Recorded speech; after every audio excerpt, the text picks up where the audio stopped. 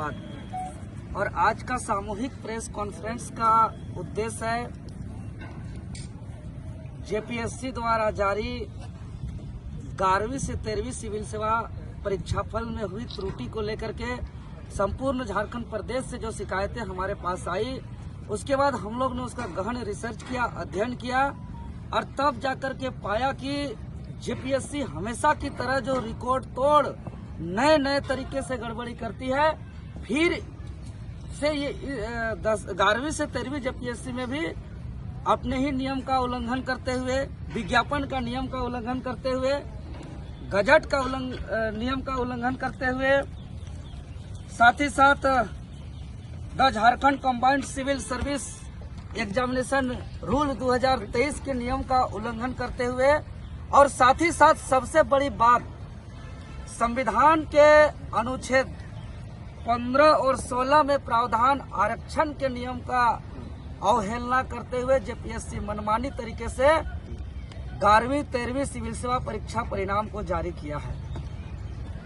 तो आज के प्रेस कॉन्फ्रेंस के माध्यम से हम सरकार को और आयोग को अवगत कराना चाहते हैं कि हर बार की तरह सेटिंग गेटिंग करके अपने ही दमादों को, भाई भैयादों को, भतीजा भागिनों को अंदर करने का सिलसिला को बंद किया जाए।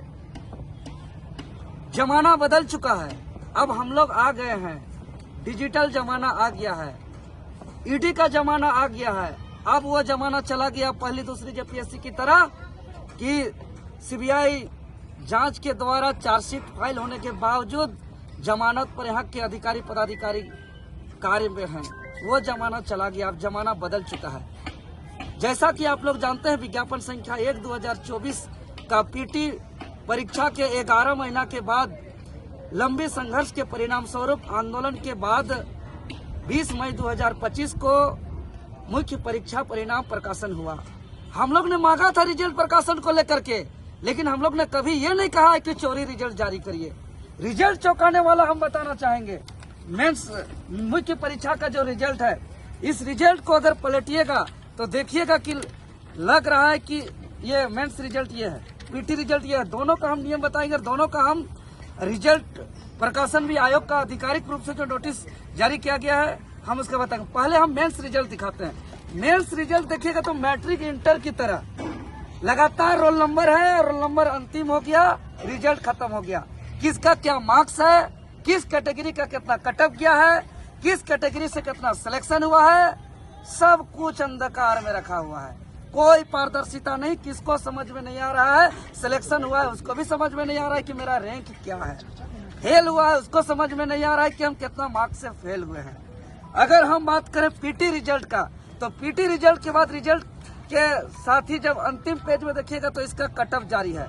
चाहे आप वर्टिकल रिजर्वेशन की बात करें या हॉरिजॉन्टल रिजर्वेशन की बात करें, अनरिजर्व का कटअप है, BC1 का, BC2 का, SC का, ST का, EWS का। इसके अलावा जो हॉरिजॉन्टल रिजर्वेशन, जो प्रिमिटिव ट्राइब का, स्पोर्ट का, PWD ब्लाइंड का, डियर डम का, लोकोमोटिव का, हर तरीके का जितने भी रिजर्वेशन का विज्ञापन में प्रावधान है, ये पीटी में पालन किया गया। तो वहाँ पे कोई प्रकार का विवाद नहीं था, सब सही था। लेकिन 11 महीना तक रिजल्ट छुपाने के बाद जो रिजल्ट प्रकाशन हुआ, इसमें कहीं कटअप नहीं, मार्क्स नहीं, रिजर्वेशन का पालन नहीं। हम बात करते हैं, देखिए इसी विज्ञापन का 1/2024 का विज्ञापन का जो रूल्स है, जो मेंस का रूल्स है, मेंस का रूल्स का नियम, ये नियम जो कहता है, ये नियम क्या है? नियम साफ कह रहा है। देखिए आप लोग कैमरामैन से मेरा निवेदन होगा कि आप थोड़ा सा जूम करके दिखाएंगे। ये साफ कह रहा है कि मेंस एग्जामिनेशन का रिजल्ट के समय candidate will be arrange by the commission in order of merit in initial selection list shall be first prepared which shall